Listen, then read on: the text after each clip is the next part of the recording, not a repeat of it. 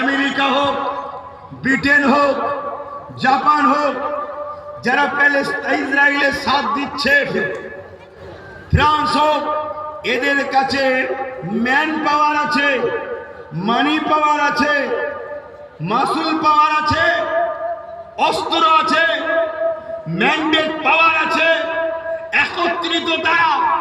কিন্তু প্যালেস্টাইনবাসীর কাছে man power নেই, মানি পাওয়ার নেই, অস্ত্র পাওয়ার নেই, মাসুল পাওয়ার নেই, ম্যান্ডেট পাওয়ার নেই।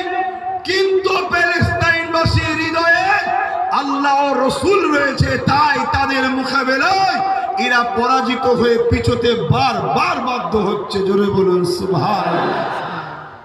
মনে রাখবে, আমি এজন্যই বোঝাচ্ছি, পৃথিবীতে যুগে যুগে যুগে যুগে ইসলাম ও ইসলামের অনুসারীদের উপরে হাজারো দিক দিয়ে জুলুম করেছে জালিমরা, কিন্তু আলহামদুলিল্লাহ তারা মিটে গেছে। ইসলাম আজও হু হু করে বাড়ছে। জোরে বলুন সুবহানাল্লাহ। আমেরিকার বুশ চেষ্টা করেছিল আমেরিকা থেকে ইসলামকে মুছে দিবার জন্য। সে কোনো মুসলমানকে আর ভিসা দিত না। আমেরিকার বুশ চেয়েছিল আমেরিকাতে ইসলামকে রাখব না, কিন্তু আমার আল্লাহ, ওই বুশের একটা কন্যা ছিল, পুত্র সন্তান ছিল না, কন্যা সন্তান ছিল। ওই কন্যা সন্তানকে আমার আল্লাহ পাক ঈমানের কালেমা পড়িয়ে মুসলমান বানিয়েছে। শুধু মুসলমান নয়, ওই কন্যাটাকে হাফেজাও বানিয়ে দিয়েছে। যারা কোরআনকে ব্যান করতে চেয়েছিল, তাদের ঘরের কন্যাকে আল্লাহ কোরআনের হাফেজা বানিয়েছে।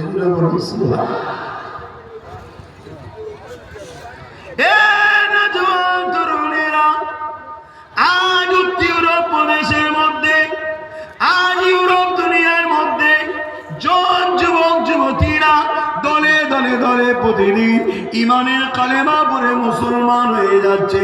কেননা তারা আমার নবী পাকের জীবনী পড়ছে, আমার নবী পাকের আদর্শ দেখছে, আমার নবীর লাইফ স্টাইল দেখছে, আমার নবীর সমাজ ব্যবস্থা, আমার নবীর জীবন ব্যবস্থা, আমার নবীর অর্থনীতি, আমার নবীর ধর্মনীতি, আমার নবীর প্রতিবেশী নীতি, আমার নবীর সম্প্রীতি নীতি, আমার নবীর মানব বন্ধন নীতি, আমার নবীর রাজনীতি, আমার নবীর রাষ্ট্রনীতি, টোটাল নবী পাকের জীবনীকে আমেরিকা, ব্রিটেন, জাপান, এইভাবে ইউরোপ দুনিয়ার যুবক যুবতীরা রিসার্চ করতে লেগেছে।